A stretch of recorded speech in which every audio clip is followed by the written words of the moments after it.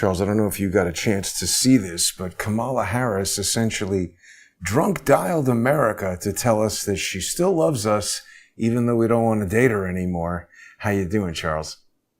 I'm doing well, Jason. Thanks for asking, and I hope you're doing well too. It's Thanksgiving Day here, but of course we don't celebrate that in Batu, Ferengi.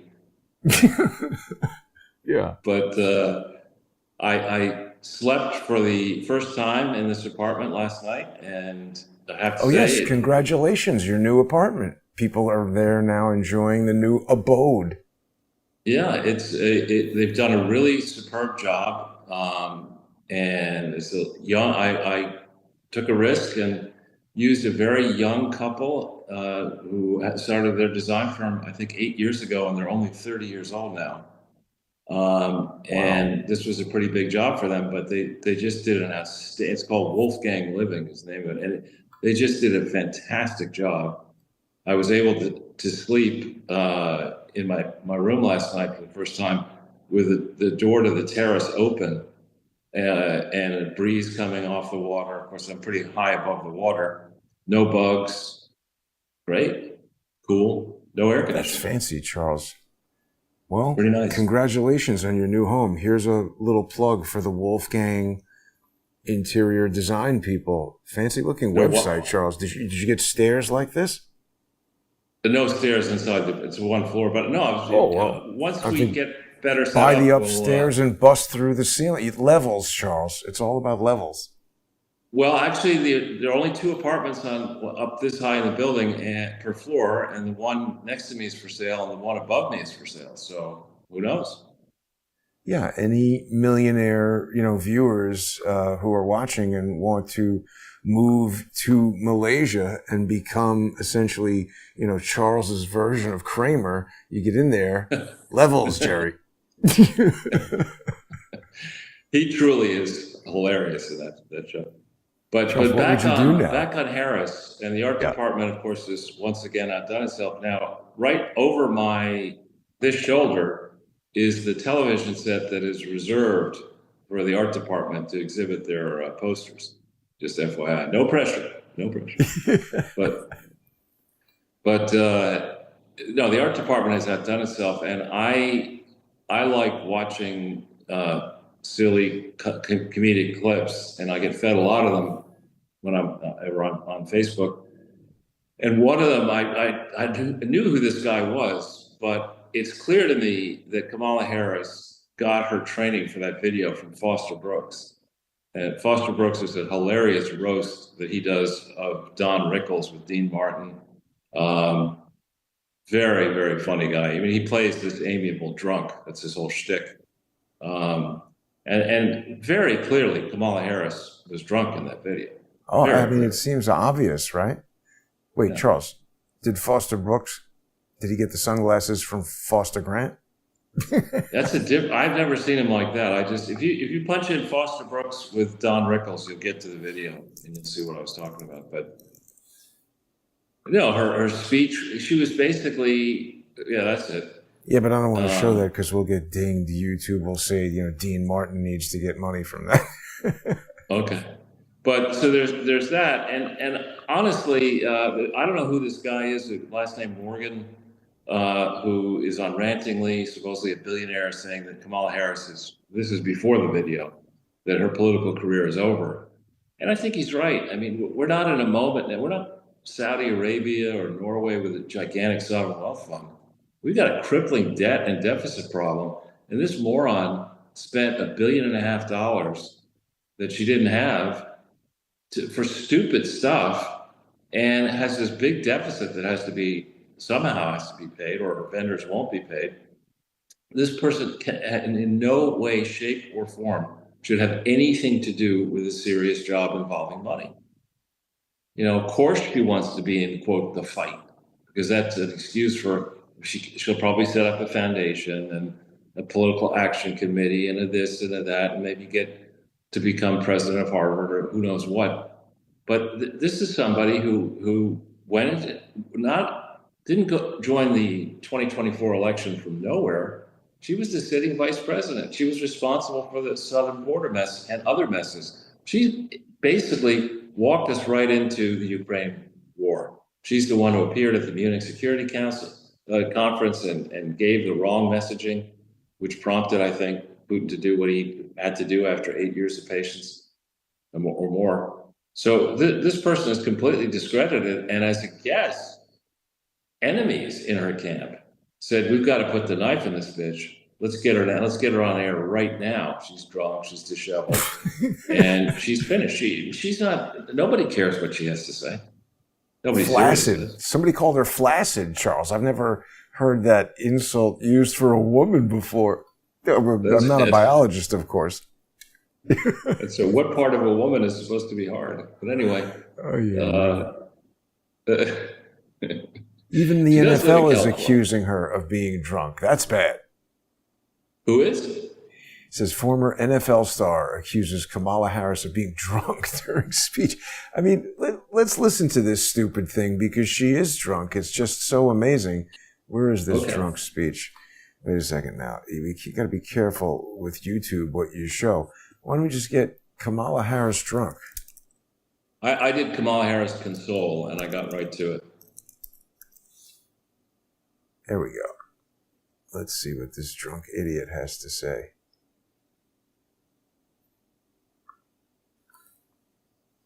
Nice beginning. Oh my God, she's laughing. Is that real? I thought it was real. Thank you, Tim. Thank you. Back at you, brother. You are such an extraordinary leader, and we have become lifelong friends. I just, in front of everyone, I want to thank you, Tim.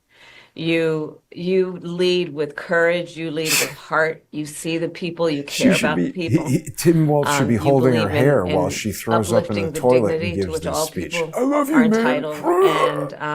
And you do it and you have a sense of fun when you're doing it. But you are an extraordinary leader, and obviously the people of Minnesota are very, very lucky to have you there. But you are a national leader and a dear friend, and thank you. Noel, thank you for your work in Pennsylvania and all that you did for our campaign. And let me just say to everyone on this call, I am so grateful for you, and I'm so thankful to you. I'm thankful for your love of our country and your willingness to put the work into it. I'm thankful for the faith that you put in me and Governor Walz and our team. And I am thankful because I know your character is such that you're not going to get knocked down. And you're in this fight. And you're in it for all the right reasons. And I know that about you. It's why you're part of this call right now and all the work that you did over those 107 days and even before. That's your nature. And the outcome of this election obviously is not what we wanted. It is not what we worked so hard for. But I am proud of the race we ran. And your role in this was critical. What we did in 107 days was unprecedented. Think about the coalition that we built, and we were so intentional about that. You would hear me talk about it all the time. Being a daughter of parents who were active in the civil rights movement, I know and believe that the best movements that are about progress in our country mean that it's leaders that we are dedicated to the coalition, to bringing people together that seemingly have nothing in common, but have everything in common. How long is this coalition? Oh my God, look at this. 9 minutes, Charles. This is just crazy. But she looked drunker during the part that like she's getting more hammered as the speech goes on somehow. Yeah, like if you obviously are a movie expert, so you remember Independence Day, the rallying speech, when the president gets up there and leads Randy Quaid and others, to take the aliens out. This is the opposite of that kind of speech. This is the Independence Day speech. I mean, it's ridiculous. Yeah. But also, she's like sort of acting like it's a Zoom call, but it's obviously not. This is just a video camera recording her. She's just bizarre, incredibly stupid. And I don't know, the part of this that I heard before, she seemed even more drunk than she was right there. But everybody basically agrees, Charles. It's a pretty good thing that she didn't become president. I mean, what's going on as far as they're now threatening to send Tomahawk missiles or something to Ukraine. Yeah, I mean, this is these chicken hawk armchair people who you have to question their motives. I mean, how much are defense contractors giving in the United States to each of these senators, the Republican senators in particular, who are suggesting that now is the time to poke Russia in the nose going into Thanksgiving, your tomorrow, my today, then Christmas, Hanukkah, New Year's. January, I don't know when the first business day of January is in the United States this year. Is it the second or third, or I'm not sure what day it is, but whatever day it is, on that day, the Republicans will control, I think, the House by a very narrow margin. Democrats are busily trying to steal and may succeed in stealing seats in California to really make the margin there razor thin. But I believe Republicans will control the House. They certainly will control the Senate, but they'll have to contend with Thune and McConnell and idiot Collins and others who are going to exact their pound of flesh with Trump to delay, and they will end up delaying Trump's ability to make major moves. But I think what's going to happen is, so long as a Trump person does not control, the FBI, they're not going to waste any time having the FBI vet Trump people. They're going to wait, I believe, till very close to January. What would it be? It'd be the 2nd, I guess. If that's the first day that they... Yeah, I mean, but that's Thursday, right? So it's going to basically be a week of doing nothing, and then January 6th, I don't know, is that a holiday or a moment of remembrance in Congress? No one's doing anything until Tuesday the 7th, or maybe even the following week. No, they're going to... No. They're going to swear in Congress, I would guess, the 2nd. Yeah. They have to do that, because they have to be formally organized. I'm just saying it's a 2-day week, so they're going to get basically nothing done. And they leave Friday anyway. No, they'll get something very important done, which is Christopher Wray will be out. I hope so. That day? And no, he will be out. He's gonna resign or be fired. He will be out. Who are they going to put in there, Charles? They may have to do an acting. I just don't have a firm view. Anybody would be better. Methuselah in Washington Square Park, operating from a cardboard box with no shirt on in the winter, would do a better job. But they also have to go through the January. I don't know if it's this year's of this time will also be January 6th, but they have to certify the results of the election in Congress, in the Senate.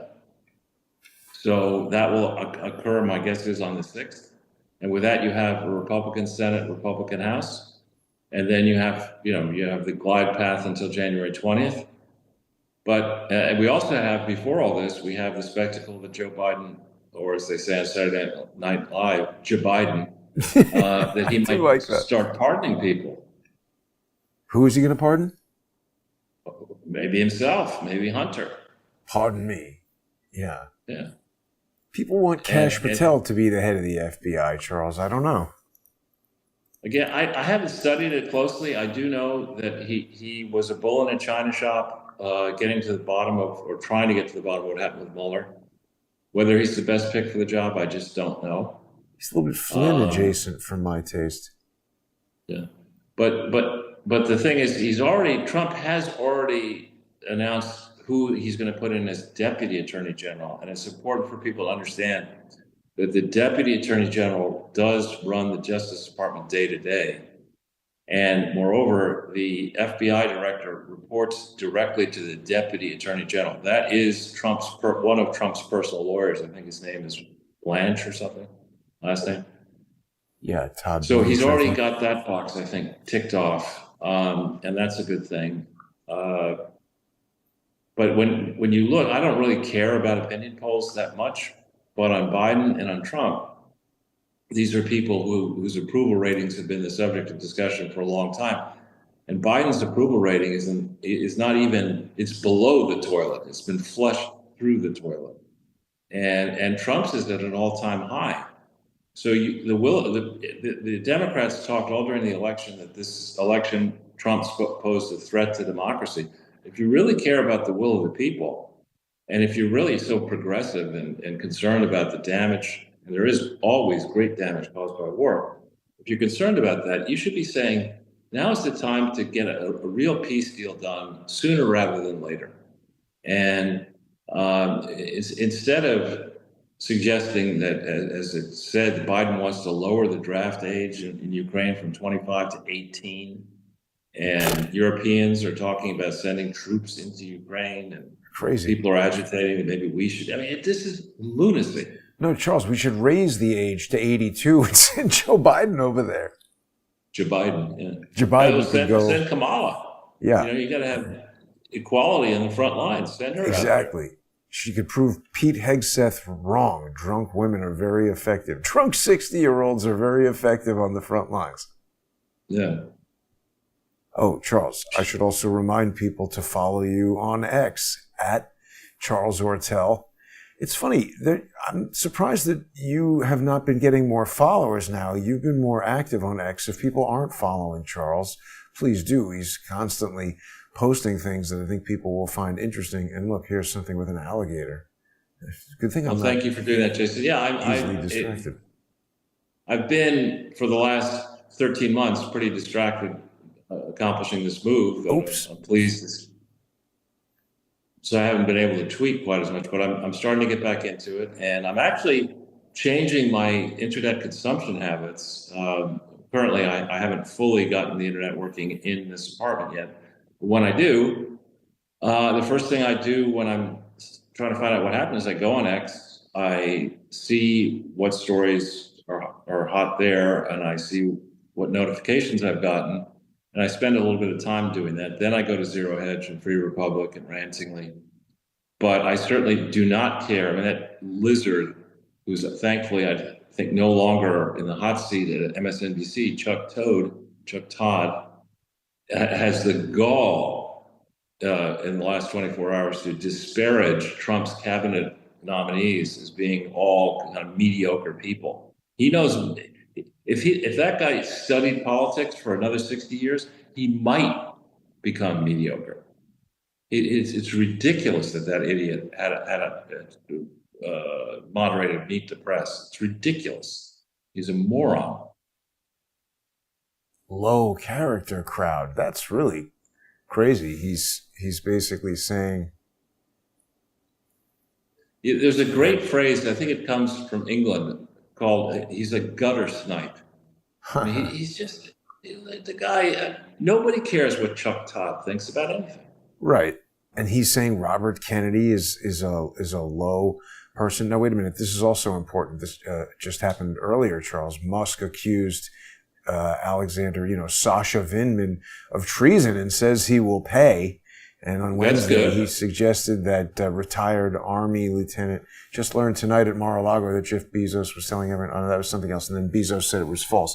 So they're trying to say, right, this is what I saw. He said, Vindman is on the payroll of Ukrainian oligarchs and has committed treason against the United States, Musk wrote on his social media platform, responding to comments Vindman made in an interview about Musk's reported conversations with Russian President Vladimir Putin. Musk added that Vindman, who played a central role in the first impeachment of then President Trump, will pay the appropriate penalty. It's really amazing. Charles, I saw that tweet from Elon Musk, and damn it, that's the second time I didn't mean to show that. But basically, here it is. Elon Musk says Vindman is on the payroll of Ukrainian oligarchs. I said he's also on the payroll of Benjamin Witty's Lawfare Institute, a crooked nonprofit that should be investigated for fraud. Ooh, 2,000 people have seen that now. That's pretty good, Charles. But there he is. That's getting very paid. Good. Well, people in Washington and both parties are very good at obstructing the truth. When there's a problem, they let you see a portion of the problem, the so-called limited hangout. Right. There's a story on Zero Hedge that's relevant here that where Mark Andreessen was on Joe Rogan. Mark Andreessen being the billionaire venture capitalist who's really a pioneer. That. And he explained to Rogan that he walked away from Biden and Democrats, having been a longtime Democrat supporter, when he was told about a plan in Washington, D.C. by Biden administration people to control AI.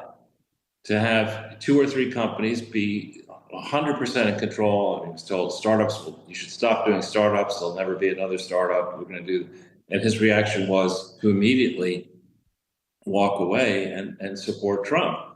Now, we need to start connecting some dots. Joe Biden and Bill Clinton and George H.W. Bush and likely George W. Bush and Mitch McConnell have all taken a lot of money from communist Chinese, either military people, government people, and or pretend oligarchs or people who claim they're oligarchs in China. Biden in particular has taken, it would seem, according to the laptop and other information, many millions of dollars. Now, the vision the Chinese have for running their own country, they want to run their country that way, that's their purview, is a dark view of life. It stands in stark contrast to what the founders wanted for the United States of America. And if you could just pay off, if you're the Chinese and you can pay off HW with a small tip of in the tens of millions, let's say, Biden a similar amount, and your prize is you get to control the largest market in the world, the US, with the same kind of social credit score and militarized AI and debanking and this.